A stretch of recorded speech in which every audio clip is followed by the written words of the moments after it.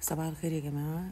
صحينا على خبر ان ايفاكلار الاكني تريتمنت بتاعة لاروش بوزي اتسحبت من السوق الامريكي، لان هما لقوا ان في كونتامينيشن بمادة اسمها البنزين، ودي من المواد المسرطنة اللي لقوها في المعامل اللي هي الثيرد بارتي لابوراتوريز لما عملت تيستنج لمادة المواد اللي فيها بنزويل بيروكسيد بتاعة لاروش بوزي هي وستة منتجات تانيين في السوق الامريكي.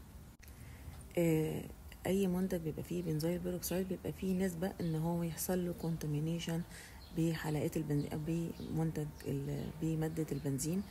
فعشان كده عملوا على 99 منتج من المنتجات الموجودة في السوق الامريكي فيها مادة البنزويل بيروكسيد، ولقوا ان اعلى نسبة من البنزين كانت موجودة في الست منتجات اللي انا نزلتها وغير لاروش بوزي.